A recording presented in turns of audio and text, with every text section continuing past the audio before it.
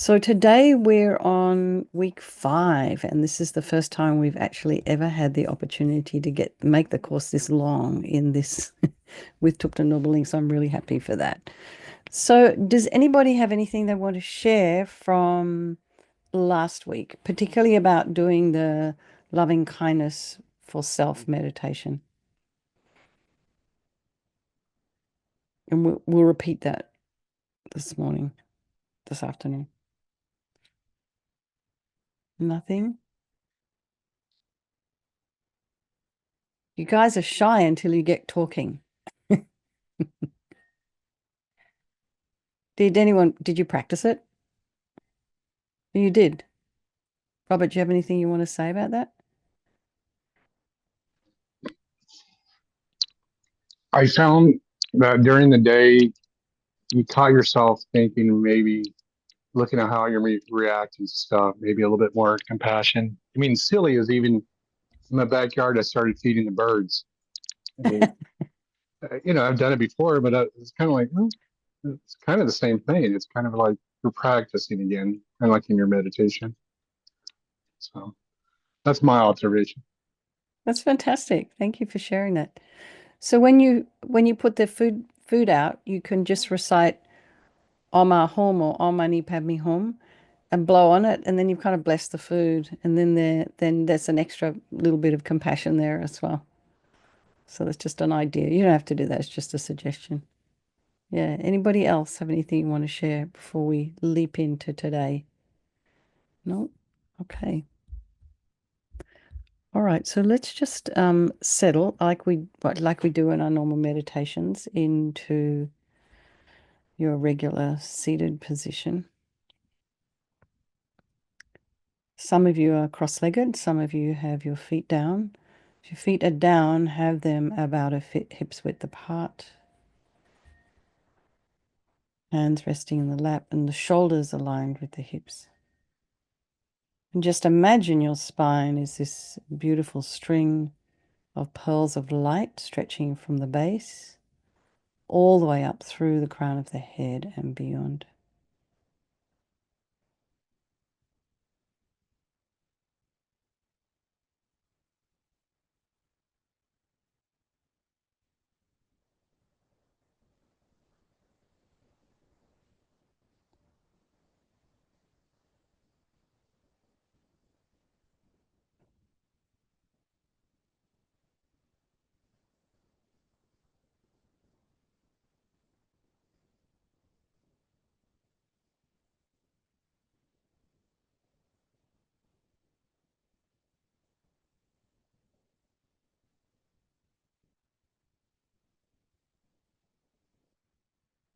Then go to the crown of the head and relax your scalp,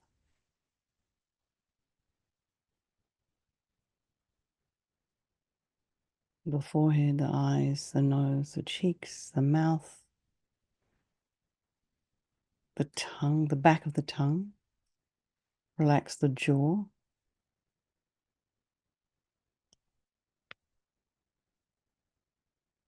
Relax your temples, the back of the head. Relax the neck and your limbs, your chest, your belly.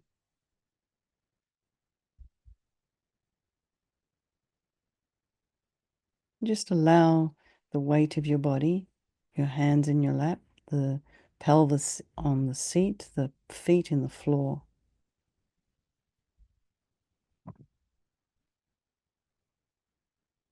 Just feel the weight of your body. Allow it to soften into your seat.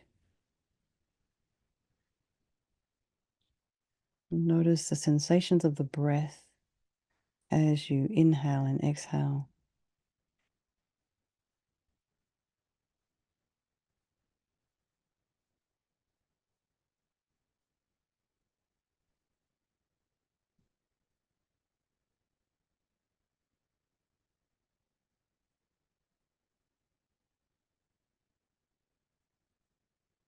Maybe you feel the sensations around the nostrils, the base of the nose.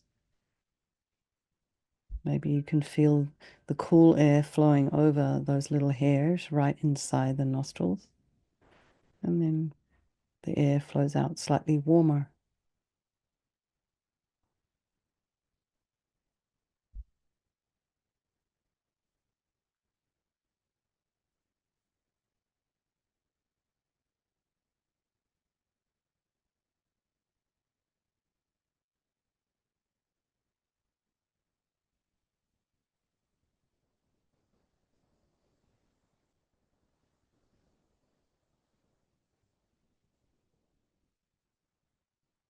And be aware of the thoracic region as you inhale and exhale,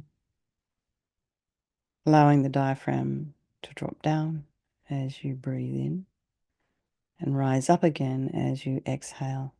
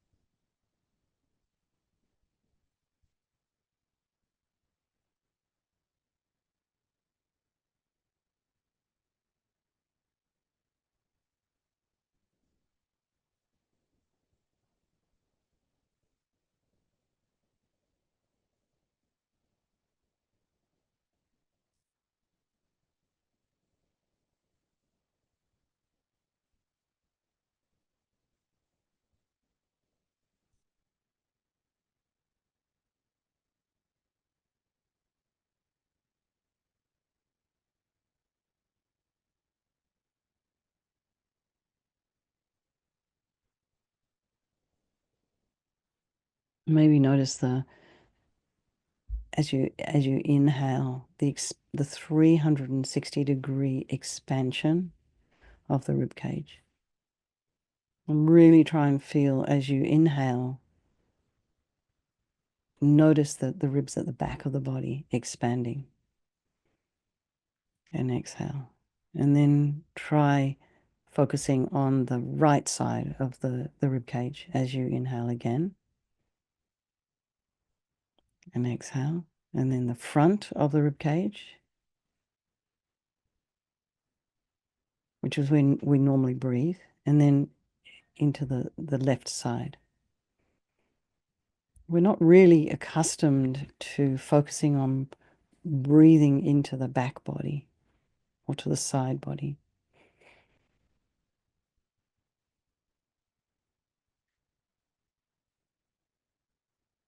If you have much fuller breaths, you're going to have a little bit healthier breath capacity.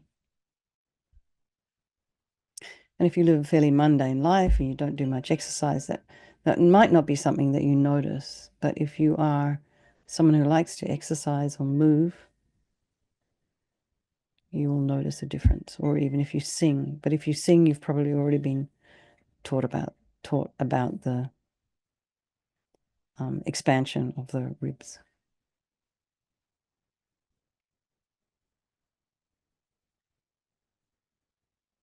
And then be aware of all the sounds in your environment, the smells. Maybe you can feel vibration of people walking around your house, cats, dogs, pets.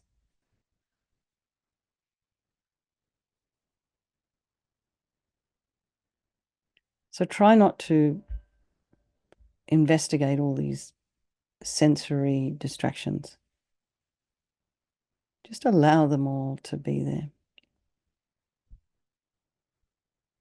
And for some of you, this is your second meditation today, of this type.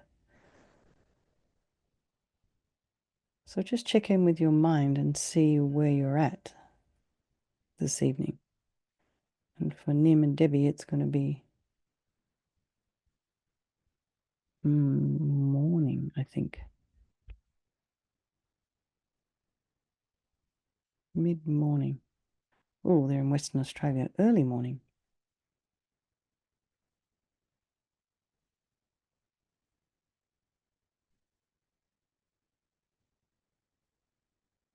So, William and Debbie, see how the mind is after last night's sleep. Of the rest of us, how our mind's been during the day. So just allow the thoughts, put some space in between them. So try not to kind of grab onto the thoughts.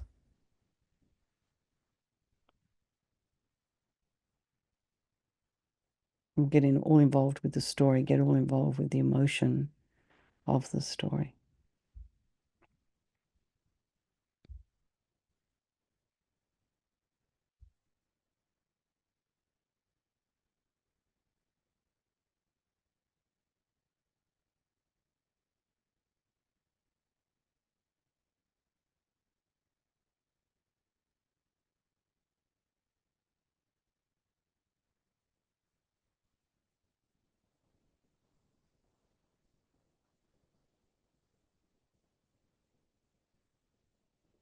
Then bring to mind all the people of your life, your loved ones, your strangers, and then those people you don't like so much, or maybe irritate you, or you have aversion for, somehow they make you uncomfortable.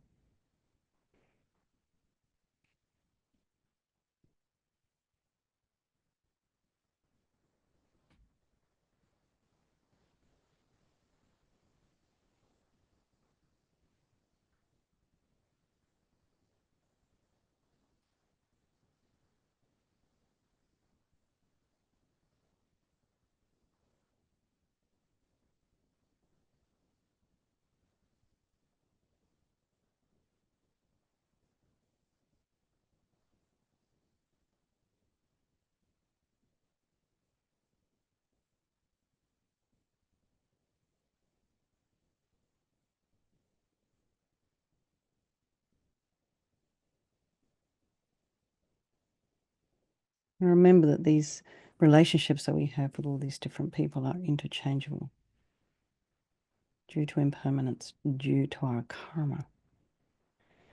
And, however you are feeling about anybody at any particular time, it doesn't change the fact that they're all equal with each other and with you and me, because they all want to be happy. Everybody on this planet wants to be happy. Nobody wants to suffer.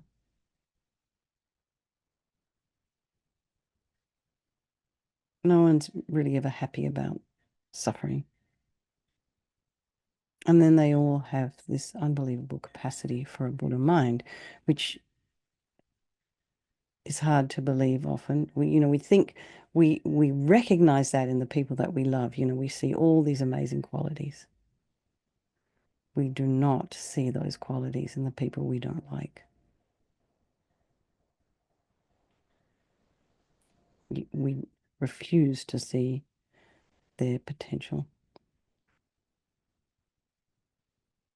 So I think we'll do this final session today for the benefit of all these people of our life, and by extension, all the sentient beings. So you can stay in meditation if you wish.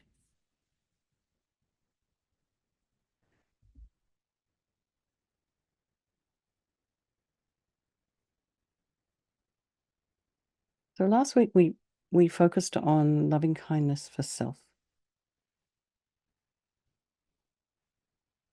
So I think I'd like to do that one. I'd like to repeat that again as the start.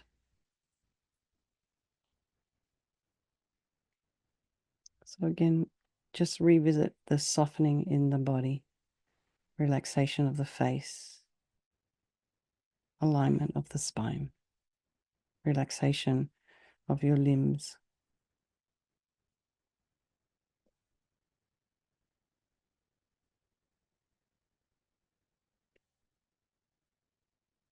So we kind of this meditation on loving kindness towards ourselves. We choose a few simple phrases that best express our understanding of what it means to love, to care, and show concern. So there's these stock phrases, but you know what? You can change them in your own meditation. So the first one we used last week is, may I live in safety. So you're wishing for yourself to feel safe and have security in life. And may I be happy.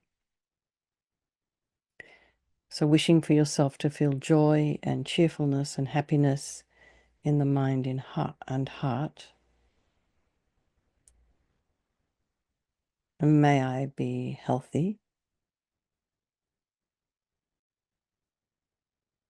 Wishing oneself to enjoy physical health and well-being. And may I live with ease. Wishing one's daily life and work flow to go smoothly and easily. So these four: may I live in safety, may I be happy, may I be healthy, may I live with ease.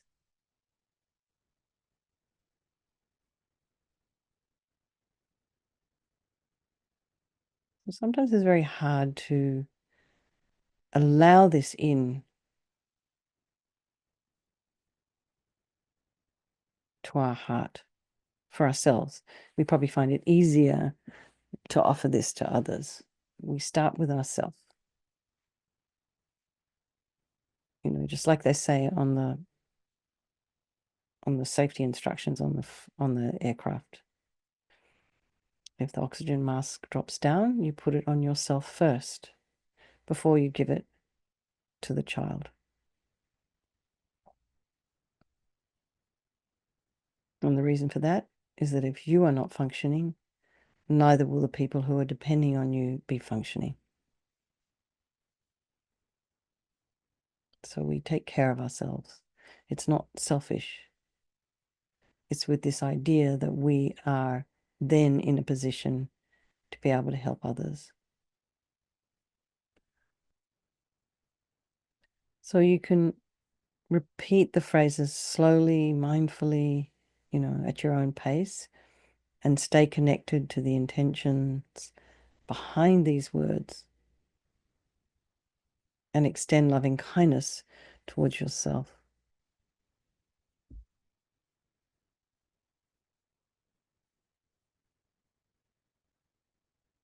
May I live in safety.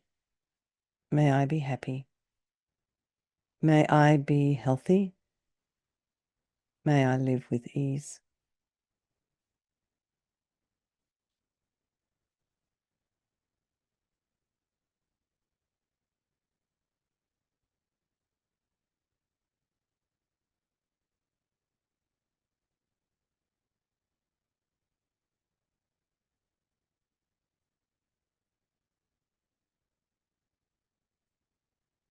Before we go on, just remember your inner smile. Perhaps you can lift the corners of your mouth as if you're about to break into a smile.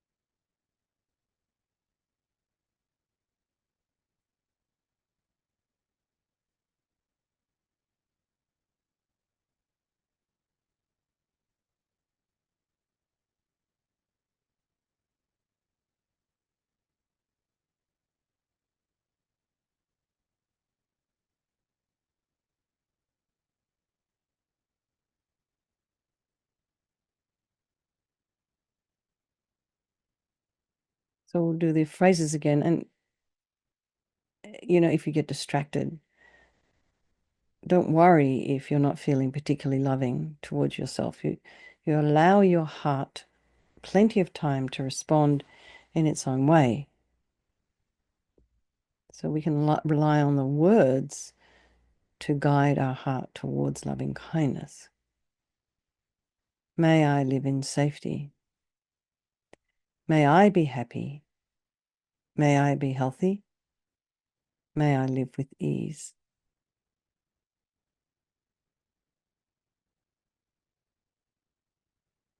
So, you know, occasionally a warm feeling of love and kindness will arise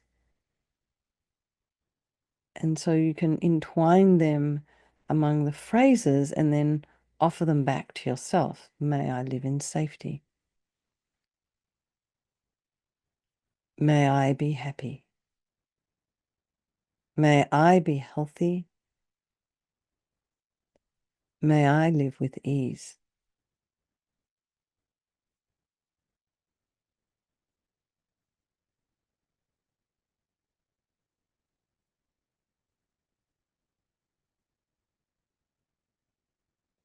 So in between the repetitions, we can reflect on,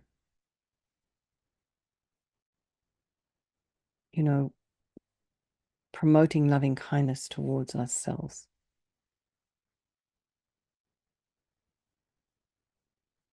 And what's the reason for that? Well, deep down, all of us want to be happy and not suffer. And can you just pause for a moment and think about that? Is that true for you? How does your wish to be happy manifest in your life?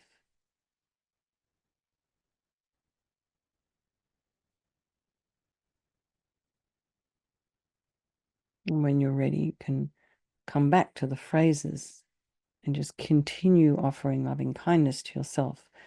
May I live in safety. May I be happy. May I be healthy. May I live with ease.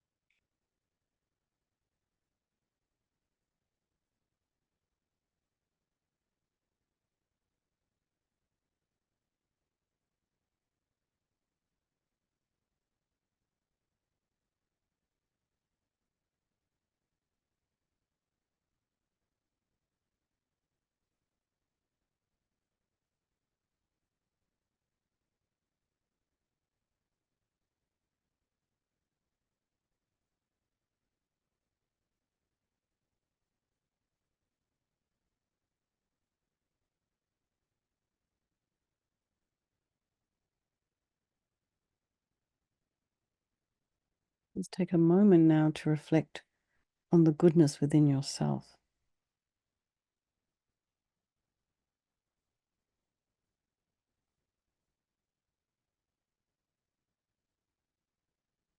Actually make a list of all your good qualities, just quickly in your mind. Maybe take an image of yourself, put it in front of you, and list all your qualities. And some of them, you don't realize the impact that you have on others around you.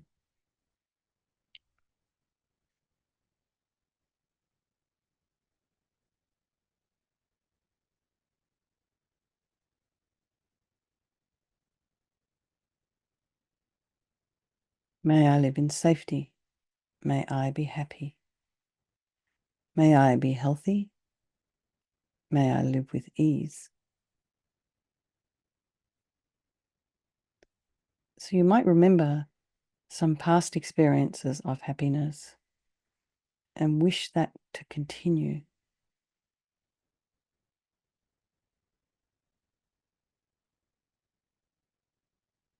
Some may sense the yearning for love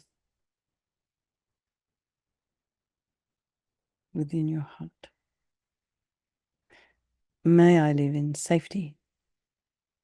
May I be happy. May I be healthy.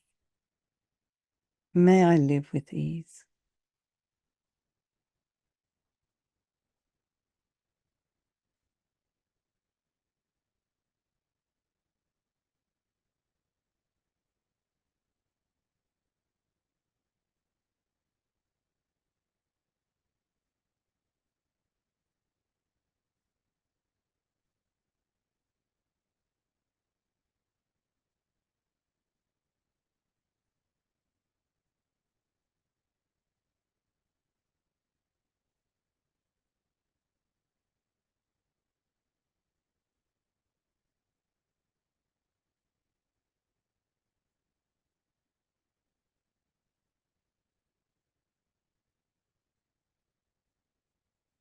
Robert was mentioning earlier that, if I understood correctly, that doing this meditation of loving kindness towards himself has made him more aware about how to feed the birds with a sense of compassion, noticing that they might be hungry or that it's helpful for them. So in a way, that's a kind of an example of when you start to take care of yourself, then you're becoming more aware maybe of the needs of others.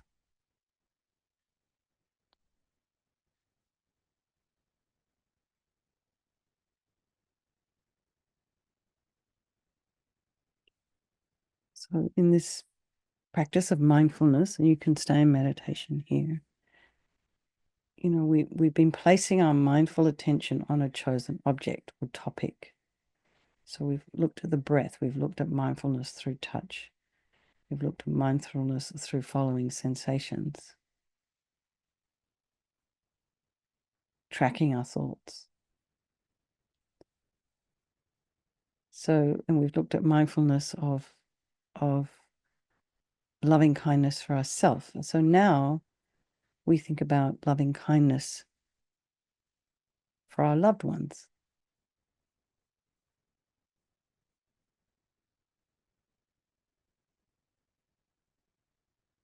And maybe we can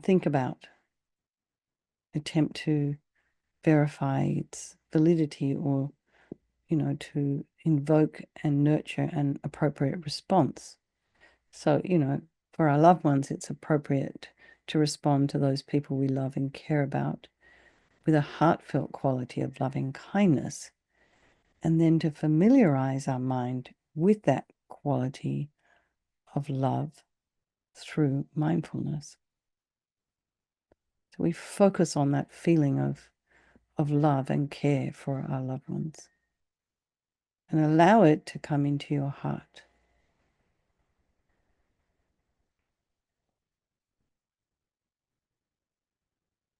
So we've looked at, these natural abilities that we have of functional thinking, remembering, imagining, reasoning.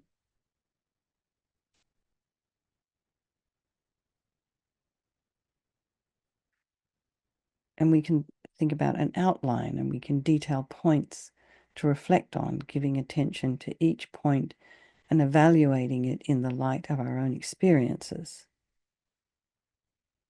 So this is what's often done with the Lam Rim. And, we use the scripts, we use reasoning, and we can follow a sequence of steps in a reasoning process and determine for ourselves whether we're convinced whether it's true or not. Is this a logical conclusion? And then we can repeat a phrase to guide us, like, may I live in safety, for example.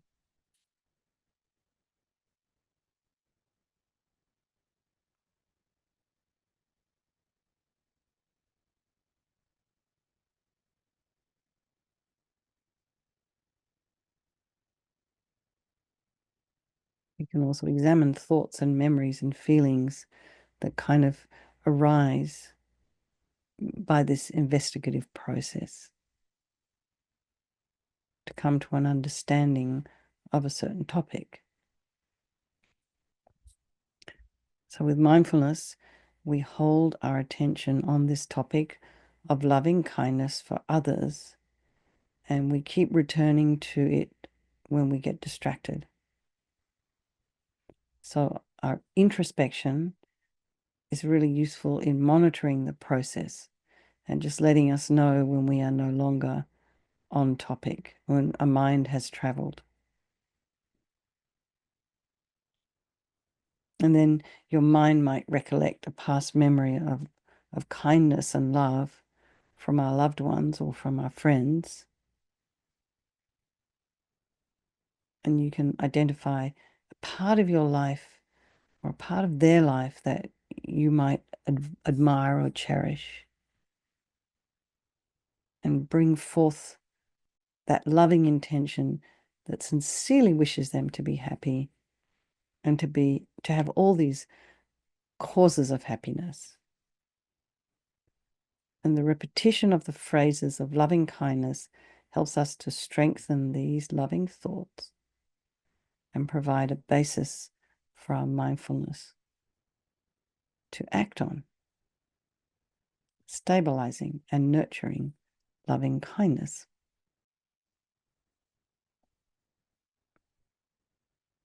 So here we're using mindfulness in the context of analytical meditation, and it involves thinking, reflecting, and reasoning. And this is not commonly presented in mindfulness training out there in the marketplace these days. Regardless, it's a valid way of using our ability to be mindful in conjunction with a clear, functional thinking to cultivate and nurture and understand a little better the wholesome qualities within us. So therefore, it's very helpful to broaden our concept of the scope of mindfulness. We can use mindfulness to increase our ability to do analytical meditation, for example, or to focus and study.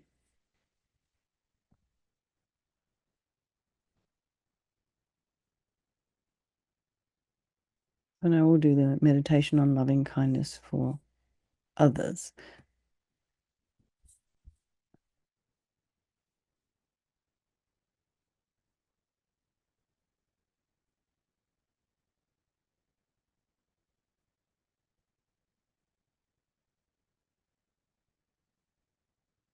Does anyone have anything you want to share before we go on? Hello, Mary. I didn't see you there.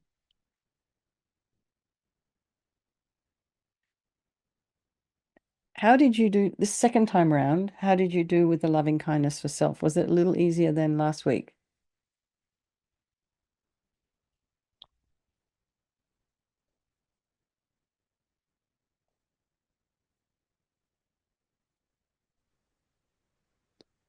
I'm sorry I wasn't here last week, but Oh, no worries.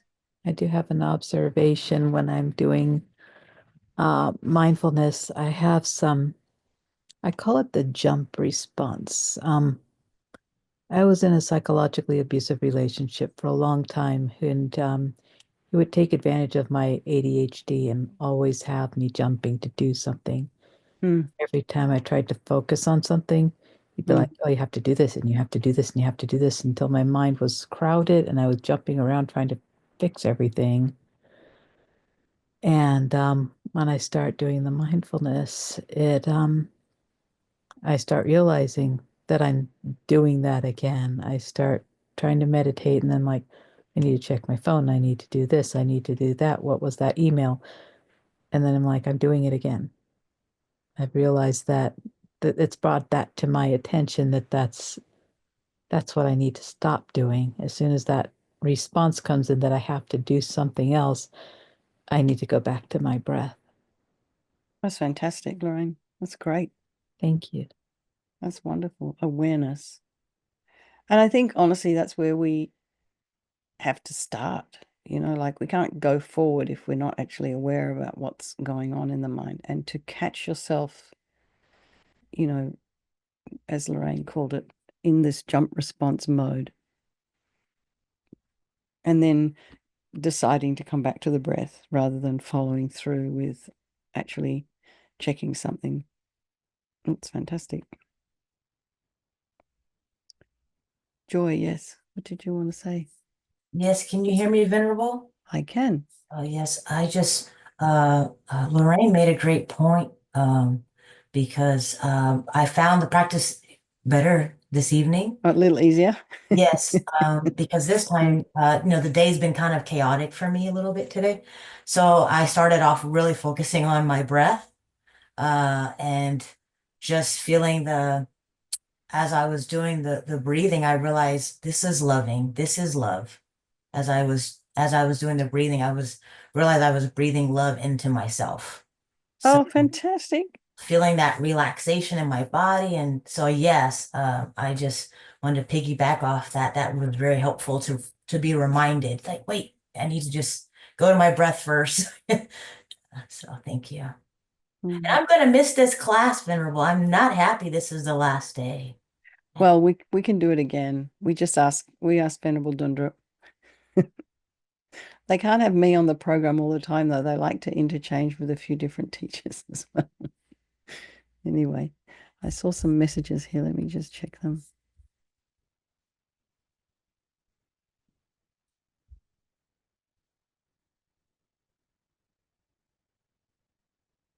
Um,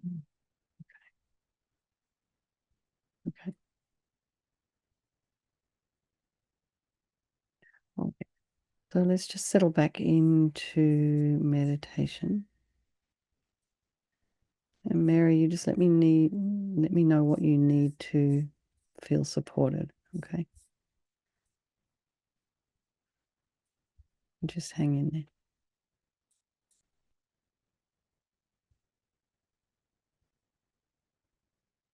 So now we're going to do this loving kindness for others. So we're going to extend loving kindness towards others by way of the support of a few simple phrases like we did with the loving kindness for self. And again, when this course is done, you can feel free to experiment with different words. You don't have to use these ones. So bring to mind the important people in your life, and for each of them, take the time to open your heart and express your love and appreciation to them. First, by by slowly and mindfully repeating the words of the phrases of loving kindness. And then later, when your heart is ready to respond, with these warm feelings of genuine loving kindness. So sometimes the heart takes takes a minute to catch up. But I think you might find for those ones that you have a very loving relationship with, it's probably not too hard to do this. In fact, probably harder for yourself than for others.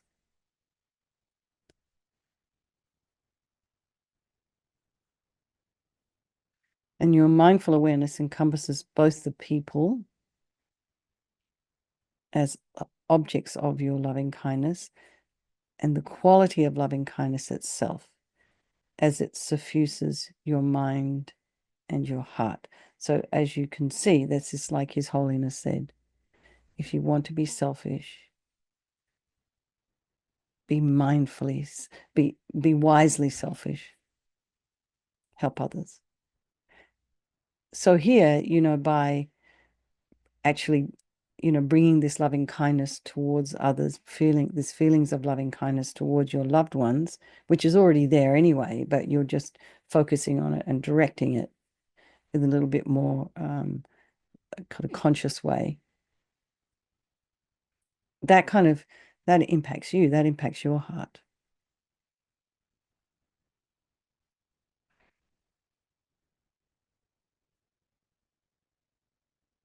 So again, reflect on the basis for extending loving kindness and concern towards them. And, it's not just because you love them, right? It's because they're just like us and everyone else in that they want to be happy and they don't want to suffer. So you can also recollect their good qualities, the way they've shown kindness to you. And maybe also think about your thoughts and feelings about them. For some people, there's no reason at all needed to extend loving kindness towards others. And it doesn't have to just be people. You can think about animals and birds.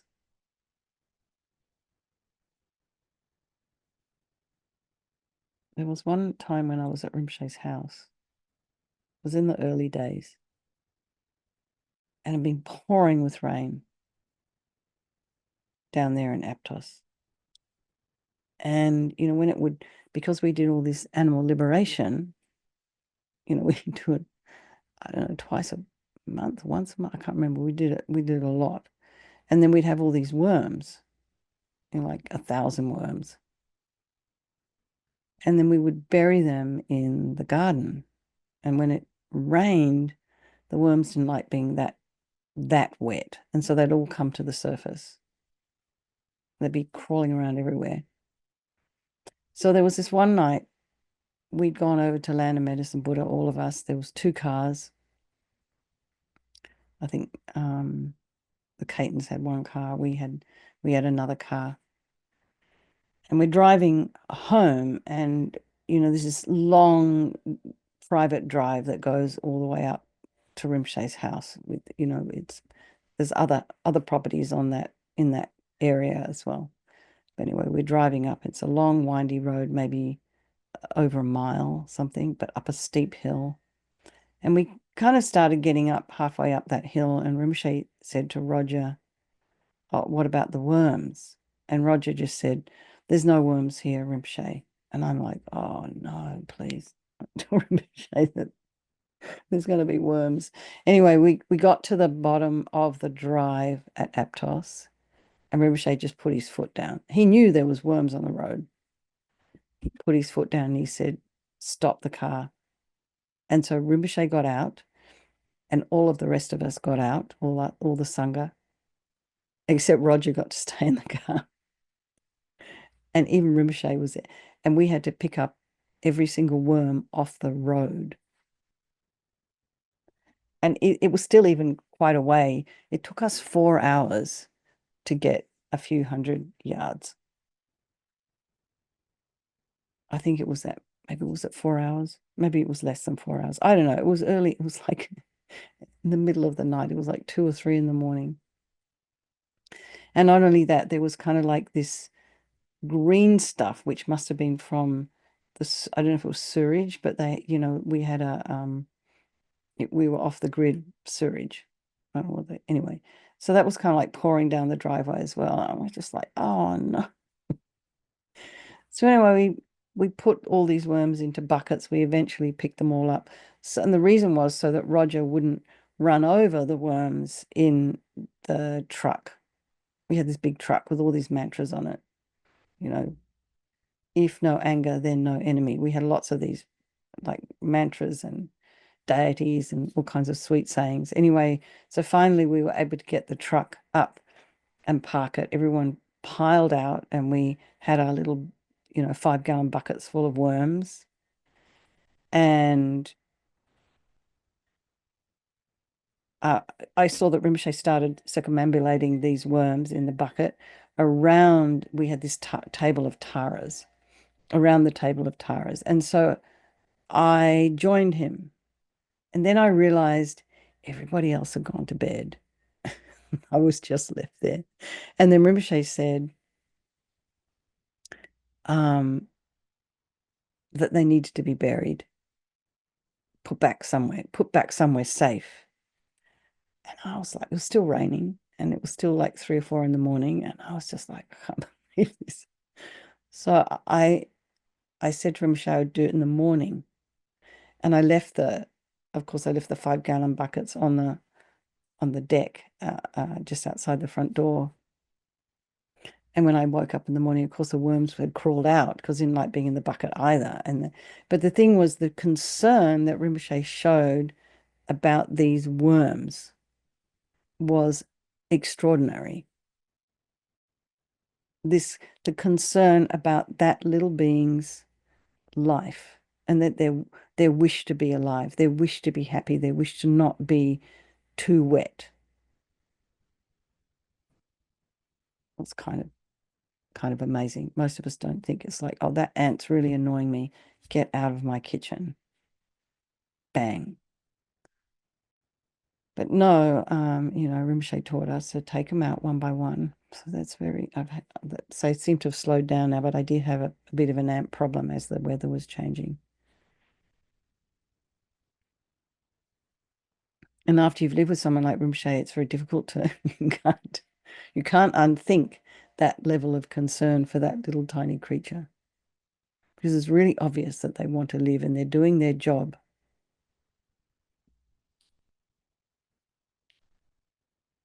So anyway,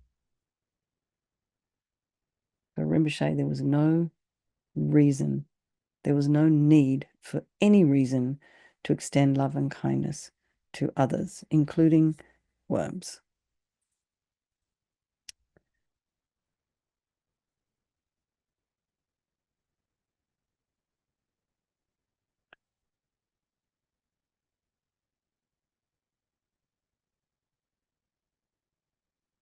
So that we'll use the same phrases again. May you live in safety. So wishing others to feel safe and have security in life. And may you be happy. Wishing others to feel joy and cheerfulness and happiness in the mind and heart. May you be healthy. Wishing others to enjoy physical health and well-being. And may you live with ease. Wishing one's daily life and work to flow and smoothly and easily.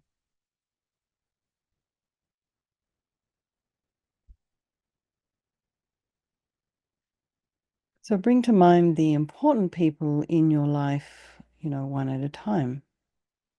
You can allow a visual image of the person to appear before you. Or maybe you just want to focus on one person and just think about what it is you know about that person, about his or her experiences, or their experiences, their past and present experiences, their hopes, their fears, the trauma that they've experienced, if they have. You know their story. You know what hurts them. You know what makes them laugh. You know what their favorite color is. You know what they like to eat and when they like to eat. So you know a lot about them. May you live in safety. May you be happy. May you be healthy. May you live with ease.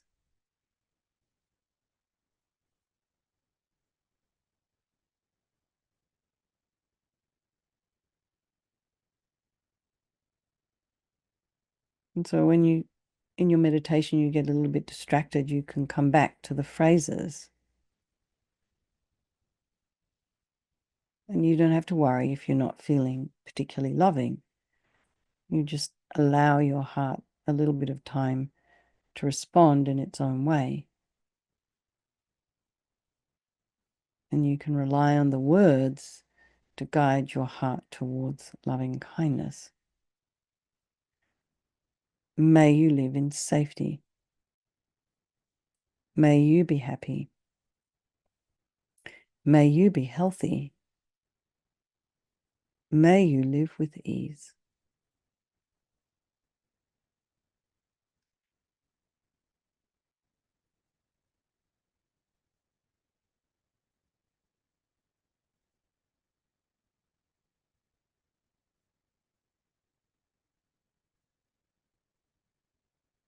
So occasionally a nice warm feeling of love and kindness will arise. And you can entwine those feelings amongst the phrases and then offer them to yourself.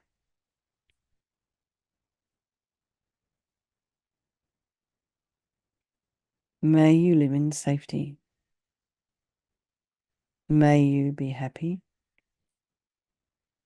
May you be healthy. May you live with ease.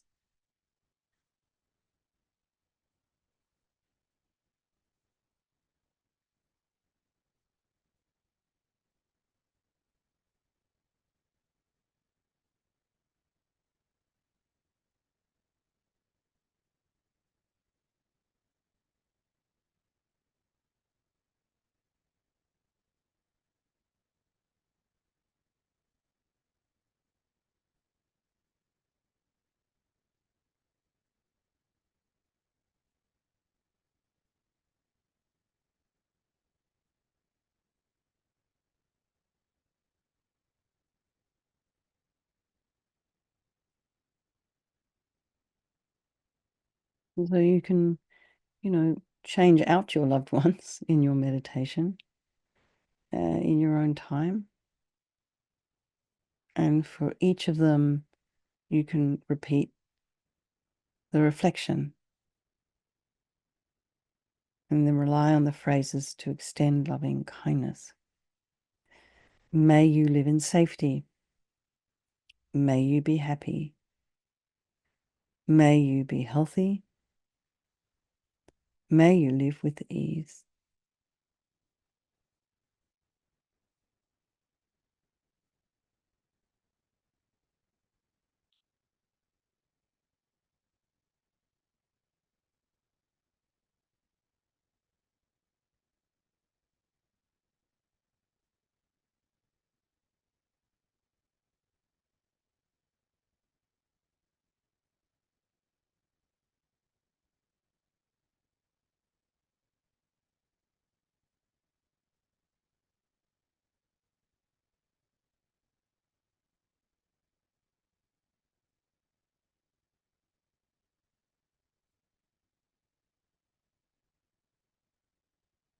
May you live in safety. May you be happy. May you be healthy. May you live with ease.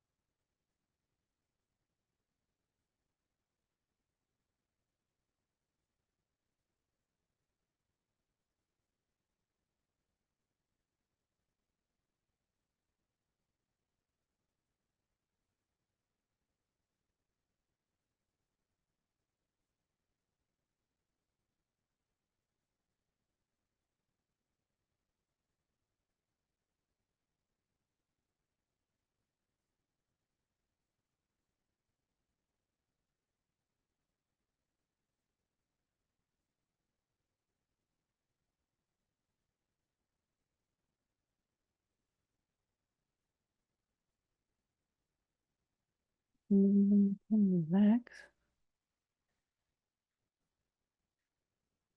Or you can stay in meditation. We're going to do one more meditation before the class ends. Does anyone have anything they'd like to share about that meditation? And was it helpful?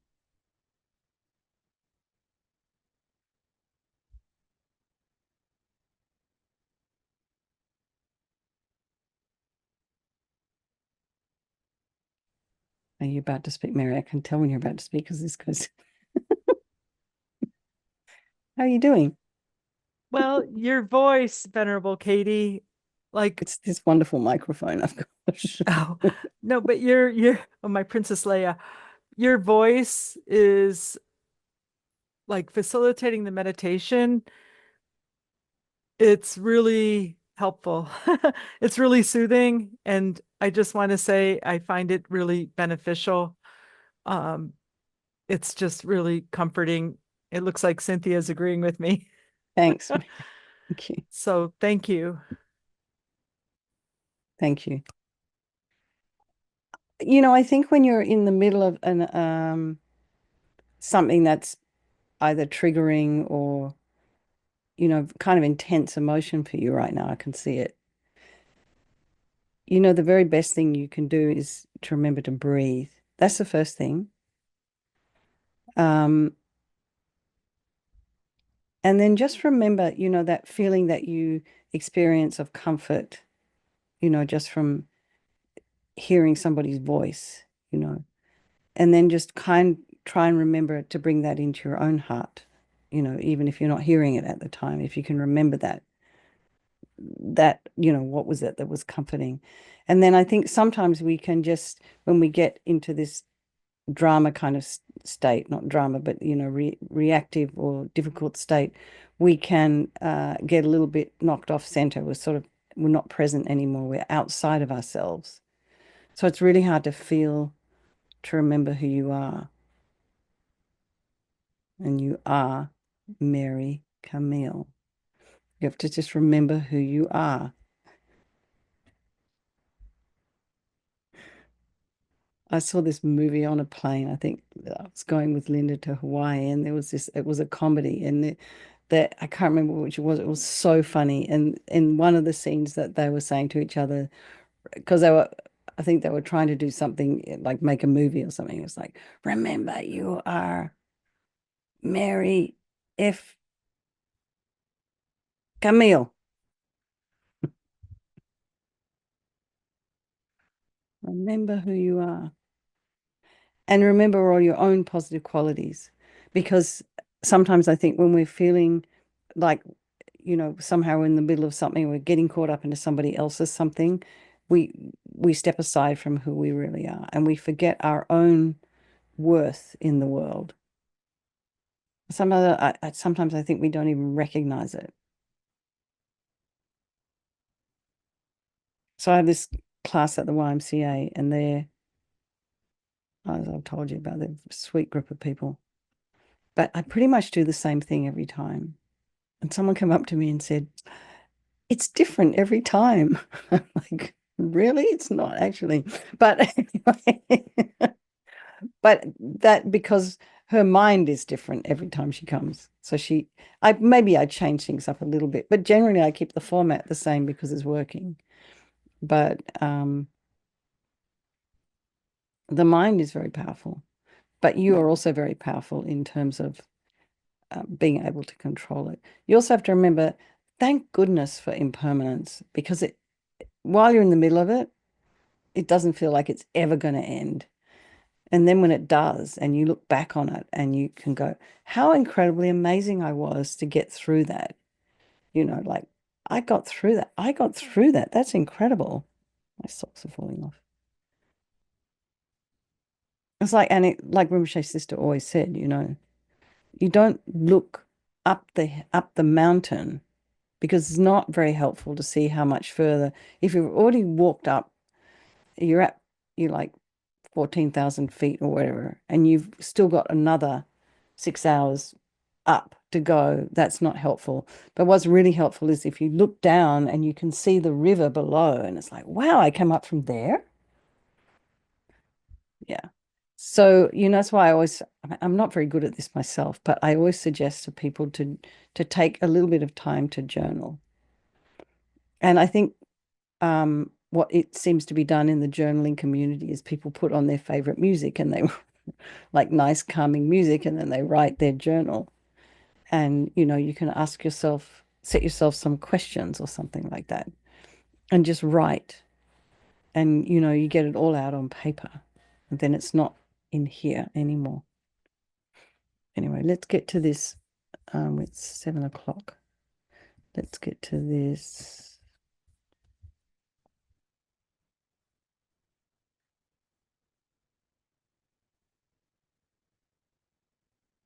So really, bottom line is this stuff just takes time to kind of settle into your heart, and we do it over and over and over again.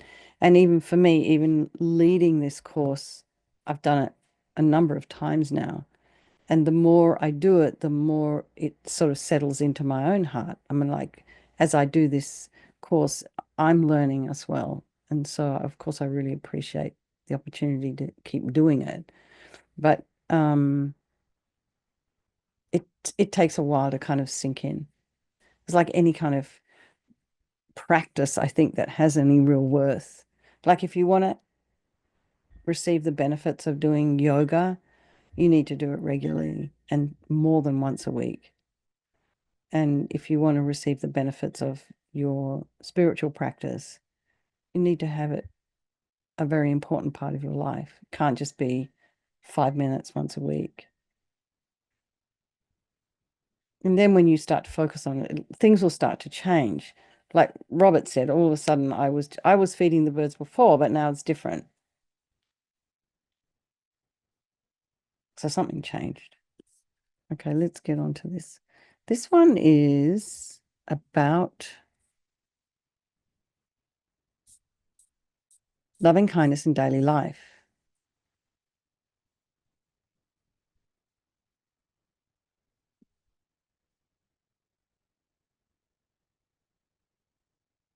So, you can actually, there's a number of different ideas here. So part of your practice of loving kindness, you can send loving thoughts out to people around us, such as, when you're sitting in a cafe or waiting in a queue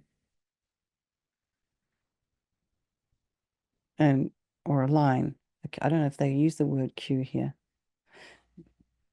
It's waiting in line usually.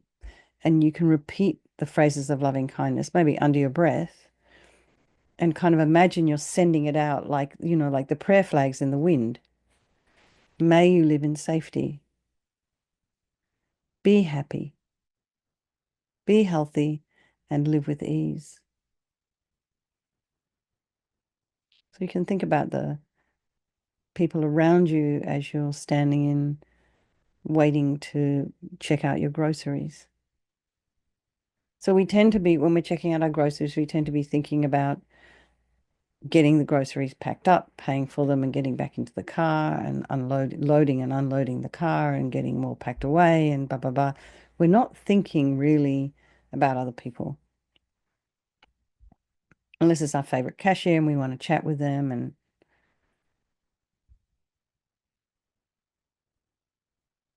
so think about that one when you're in line. May you live in safety. Please be happy. Please be healthy. And please live with ease. And, really, it's so funny because while you're putting that out to others, you're actually nurturing yourself. So His Holiness the Dalai Lama, this is another one, has advised us to think the following way every morning. Every day, think as you wake up, today I'm fortunate to be alive. I have a precious human life and I'm not going to waste it. I am going to use all my energies to develop myself, to expand my heart out to others, to achieve enlightenment for the benefit of all beings. I am going to have kind thoughts towards others. I'm not going to get angry or think badly about others. I am going to benefit others as much as I can.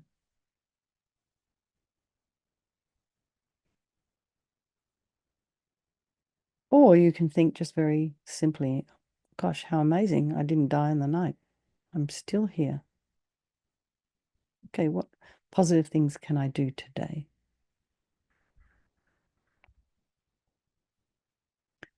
So Lama Zopa Rinpoche has a book entitled Bodhisattva Attitude, How to Dedicate Your Life to Others, and it's published by Lama Yeshe Wisdom Archive. Bodhisattva Attitude, published by Lywa. Lywa. And it talks about, in that book, Rinpoche talks about how to generate altruistic motivation, bodhicitta, and use the verses of bodhicitta mindfulness to support this practice. So you might say something when you wake up in the morning, you would think, may all sentient beings achieve the holy body of the Buddha. And when you wash, you can think something like, I'm washing away all the stains of the delusions of all sentient beings. And when you offer incense, you can think, may all sentient beings have pure morality. So I'm going to put this link in the chat. So in the FPMT, they have this thing called Inner Job Description Mindfulness Practice, and it's a tool to help everyone develop mindfulness of thoughts and speech and actions in daily life. And actually, I think there's also an app, but I'm going to pop this in the chat.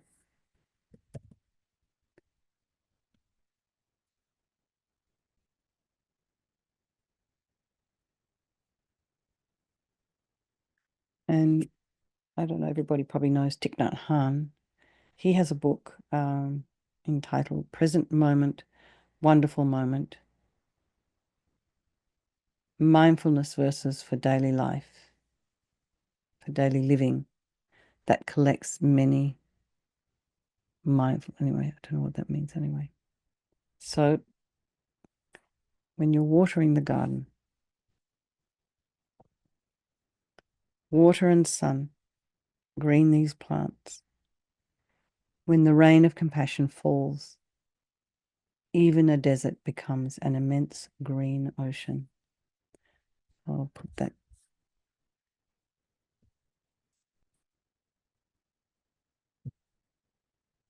Thich Nhat Hanh.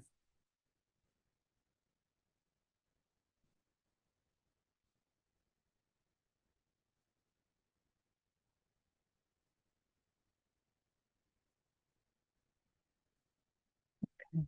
Let me see.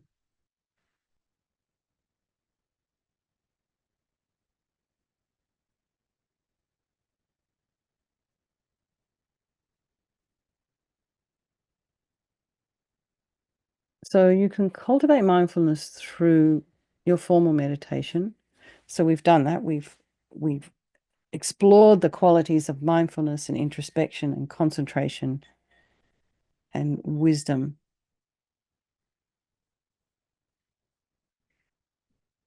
And these are kind of like our inner resources, to support us in times of stress or challenge. And they can also help us be in touch with our own body and mind and the conditions affecting them.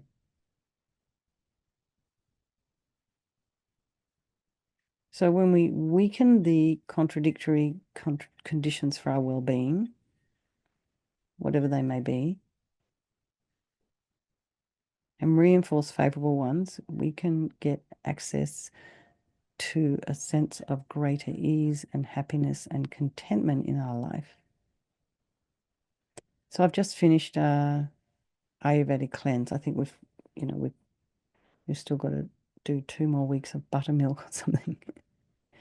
But through that process, we had to eliminate sugar and caffeine, stimulating foods. I've been a lot calmer and a lot less bloated since I cut cafe lattes out of my life. I was surprised. And I love them. They're delicious. And tea. I'll be able to go back to having tea in a few days. But I haven't really missed it. And I've replaced it with, herbal teas, which are a little bit better for you, I think. So that's just a sort of a smaller, and I've noticed, my body responds differently to different foods. My mind responds differently to different foods.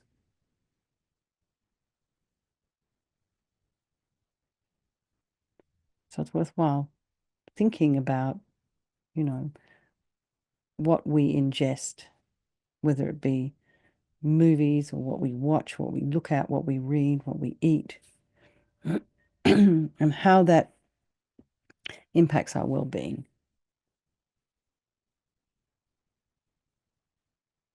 And perhaps by reinforcing a healthier lifestyle, like eating, cooking your own food, cooking whole food, rather than pulling something off the shelf. So in this Ayurvedic course, there was one woman who was just incredibly busy.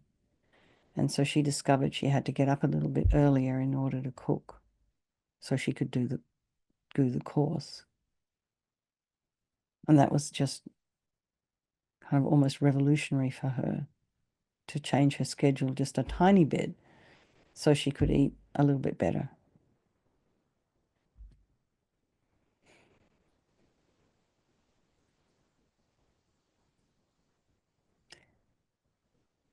So in order, and they're just examples, but we need to sort of rely really on regular practice.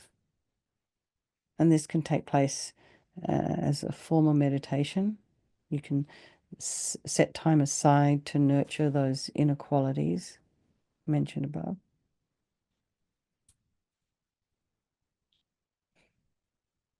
And so when you practice regularly, this enhances your familiarity. And that in turn strengthens mindfulness.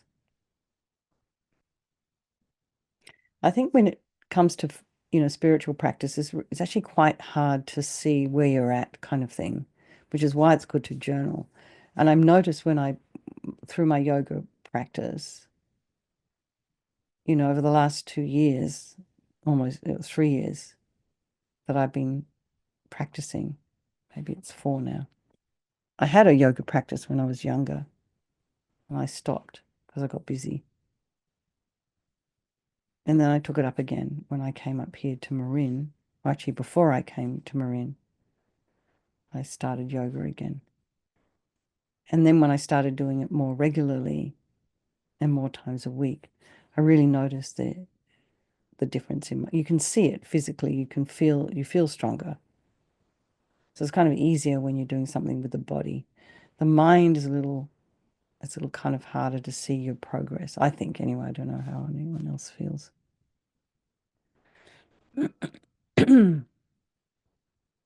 So if you don't have time for a regular practice, don't worry, don't give yourself a hard time. Anything is better than nothing. So just think about that.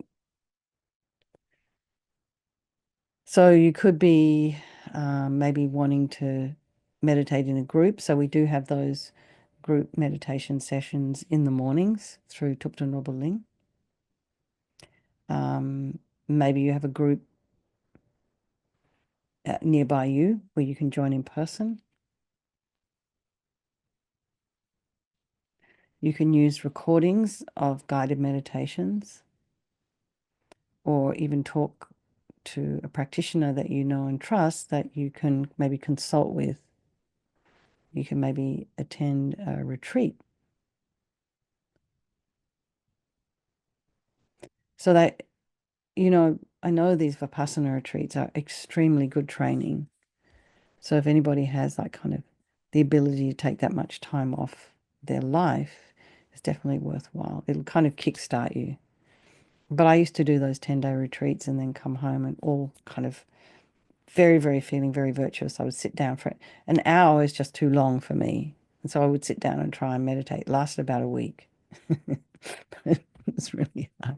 But you can kind of, what was nice actually today, one of the people at the end of the class came up to me. She said, it's so beautiful just to sit here in a group with everybody just coming to be in silence.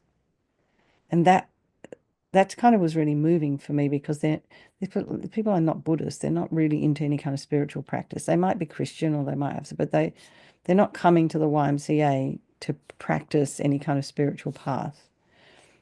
And they really appreciate this, they're like, pull down the curtains, turn down the lights. That's the first thing they ask for. We have like a wellness person that kind of ticks their names off, and where they're telling them to put the curtains down and turn the lights off. And I'm like, oh no, we're not sleeping in here. Anyway, but they're really enjoying just coming together and being in silence together. They love practicing together. So there is, if you have a friend around that you can practice with, there's huge benefit in that because you kind of support each other. What else we got here?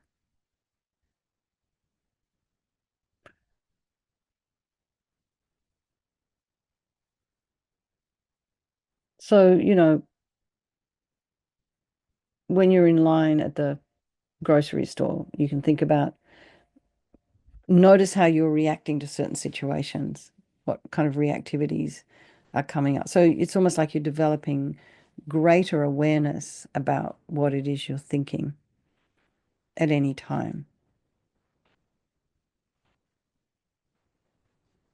So, Lorraine was talking about her reaction, needing to kind of get up and do stuff.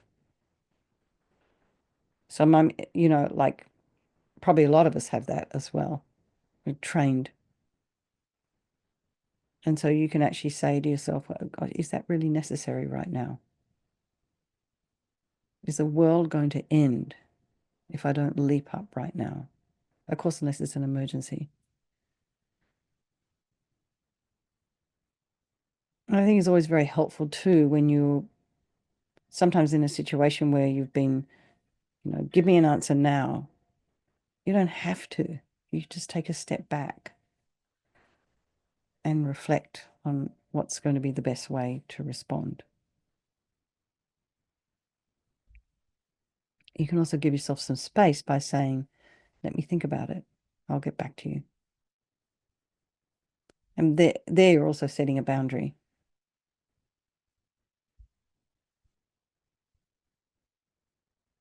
So it's your introspection that alerts you to kind of, presence of mind states that are affecting our thinking and our choices, either in a positive way or a not so positive way.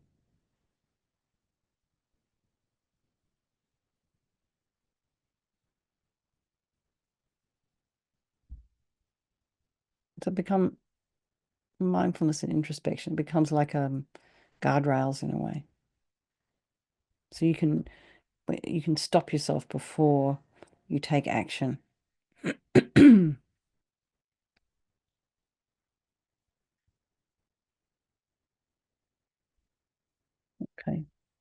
So we've got 10 minutes. Does anybody have anything they want to share about today? For some reason, it feels like it's been kind of powerful, even though half of you I can't see.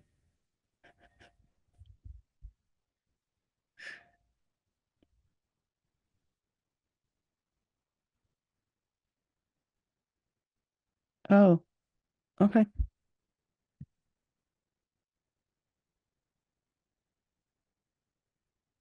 Thank you so much.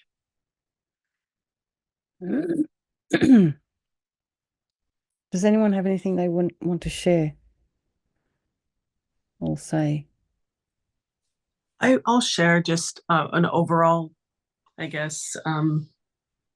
Well, tonight's meditation about thinking of others in line, just like I really appreciate that because I feel like that's something that I can use really Yeah. often and Yeah. right now. So that's really helpful for sure tonight. Realizing that that's something I don't have to sit in meditation for a long time. Yes. I can just do that in the moment. Yes. So I love that for sure. And I have to say now that you were talking about, when things get difficult or something happens that's stressful, I think I didn't realize that just the small time that I've been practicing, meditation, I go to the morning ones, but I had something happen where it rained a lot here in Santa Fe and we got hail and it was really a lot yesterday. And I got Wow. a leak in my home. So my kitchen was full of water and everything. Anyway, Oh, I'm sorry. Oh my God, what a mess. yeah. Okay. But in the past, I probably would have gotten pretty upset or, stressed or angry. And I felt like I probably handled it a little bit better. And the mindfulness helps, like you said, to stop. That helped me think about what to do, instead of just reacting. It's like, okay, I need to make this phone call to this person or that person. And they, kind of a plan. So I guess I didn't realize how mindfulness kind of really helps in those ways. And without even knowing that it can really be helpful in just day to day, situations and that come up. And also, again, like I like the idea of in the moment that using that feeling of loving kindness to others. I really really like that a lot. So I thank you for that Thank teaching. you. Thanks for that feedback, Yvonne. Yeah. Because your practice shouldn't be separate from your life, like it's not only happening on the cushion. It's happening in line at Starbucks if that's where you go, or your coffee shop. Yeah, on the bus, on the tube. Yeah. Yes, I've had some issues at work because there are a lot of people with a lot of power who play a lot of games, and it's made it extremely stressful. It's so easy to get wrapped up in all of that Yeah. and Yeah. start getting paranoid about everything. And it's helped me to pull back and assess the situation without being so emotionally involved. Mm. And it's come to where I'm like, you know what? If they're going to fire me based on whatever narrative they've come up with, there's nothing I can do. And that's just going to happen. So I can't control that. I'll control what I can. And there was a situation recently where it felt like they were trying to get a reaction out of me. So I reacted in a way that showed loving kindness, and a lot changed Hmm. almost Amazing. immediately. So Interesting, I isn't it? can't guarantee that that's going to be change everything. I hope it will, but it showed people that I'm not invested in that kind of, mindset that they have. And so it's made things a little bit easier. That's great. Still incredibly stressful, and I get really sick even thinking about going into work, but I actually Mm. missed work today because I feel horrible, but it is still the mindfulness is helping immensely. Mm. And you can also always, make just make some prayers that your situation at work will change so that you do feel that you have a workplace where you'll feel emotionally safe and secure and et cetera, et cetera. Because it's kind of a bit difficult when you are spending all day, every day in a place that doesn't feel comfortable for you Yeah, and I or work you 10 don't hour feel safe. shifts. Yeah. So, maybe hopefully you're purifying that kind of karma and that would change in the future. But it will change. It's not going to be like this forever. Yes. Thank you, Lorraine. Mary Beth, Mary Jo, Cynthia, and Nim and Debbie haven't heard from you. And we've got like 6 minutes left. Oh, I I can share maybe a comment, or maybe you yes, could provide Cynthia. feedback. When and this is also really helpful for me because I've been trying to refine or trying to improve my meditation practice. So when I say may I or may they, sometimes I still end up defaulting to someone external will help because I come from a Catholic background. So it's become less, but of course, in Christian, at least kind of right that you're relying on somebody to change that. So I kind of default sometimes to that, and so then I correct myself, like, well, there's no external person helping. There's no God trying to help change that. So then I kind of try and make it into an active, like I myself. Uh, but then sometimes I'm not ready. Like, if I say, well, I myself would want to change the causes and conditions to make others happy. But maybe I'm not ready yet, especially with people I have aversion for. Um, is there like a way to say that and then still not default to an external, somehow me relying on somebody to change that? Does that make sense? I don't know if I'm making sense. Yeah, I mean, because But also, that I'm praying that because when someone, like in teaching, sometimes when the word prayer comes up, oh I yeah, get stuck. Like I okay. really get stuck with praying to a God. Mm-hmm. Because that's your So training. yeah, That's what you've been yes, conditioned to do, right? yeah. So I I was think wondering if all you have tips for that thing.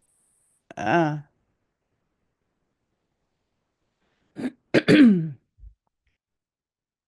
Yangtze Rinpoche he did this kind of day-long Tara thing a little while ago, and he talked about not making prayers to Tara in a kind of a fearful, sort of scared way, like, please help me, blah, blah, blah, like, but almost in a way of positivity and happiness and rejoicing. He has an interesting way of looking at things. But we often pray from a point of desperation, which is just kind of, again, how we've been taught. And we don't do any kind of proper internal work until we're really forced to. I think it was the Pope Francis said the most sincere form of prayer that he'd ever heard was when recently he was in hospital. And, all the very, very sick people in there making their prayers. I don't know about, I think he was in Italy, of course, so it's a fully Catholic country. But if I understand you, Cynthia, when we do the Vajrasattva meditation at night, I try to make it clear that we're not asking Vajrasattva as a higher power. We're using the methodology of Vajrasattva, like Vajrasattva's the doctor, and this is the medicine that he's offering us. And then we're using that to heal ourselves. So in a way, particularly in Tibetan Buddhism, we are using these so-called external deities, but actually we're not, because we're bringing the qualities of the deity into ourselves. So it's hard to know if you're making prayers to an external source or whether you're actually just trying to develop the qualities of that particular deity within yourself, or using their methods as medicine to heal yourself. So that for me is a kind of a workaround, because I was also brought up as in the Episcopalian church, the Anglican church. And it always occurred to me as a child as like, who's God? And one of the books I had as a child were God is Everywhere. So it was the most beautiful book. God is everywhere. God is in the trees, God is in the water, God is in the... So it's almost like what that book was saying to me now as a Buddhist nun is there is Buddha nature in everyone and everything. And so that's kind of, that book was very impactful when I was a little kid. I really enjoyed that book. I don't know what happened to it. I'm quite sad anyway. Cynthia, does that make sense? And it's 7:30 and I have to go because I have Yes, another... it's helpful. And I do know that you do that in the purification, which is also a great reminder. So Yeah. thank you so much. Okay, great. Thank you, Cynthia. What are you saying, T-Joy? You're pointing. Please add the info. Sorry? My info? I put my email address there. You can't see it? Oh, I sent it directly to Mary. I didn't send it to everyone. All right. Thank you.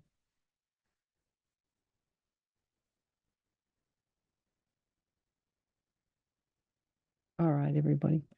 So let's just dedicate this course. You've been a beautiful group. Thank you so much for coming along and participating, and for all your sharing and your comments. And it's just been wonderful. So, and as I said, I learn every time I come and do this course. So let's just dedicate all the merit that we've created doing this course to all those people of our life, to all the sentient beings, and to yourselves as you're moving along your own spiritual path. And I wish you all the very, very best. I look forward to seeing some of you in the meditations, and it's likely we'll do this again. So I'll just check in with Venerable Dundrup. Okay. Thank you, everybody. Lots of love. Thanks, T-Joy, for hosting. Thank you, Robert, Yvonne, Phyllis, Mary, T-Joy, Nim and Debbie, Mary Jo, Lorraine, Mary Beth, and Cynthia. Okay. Lots of love, everybody. Thank you, Bye. Venerable. Thank Thank you.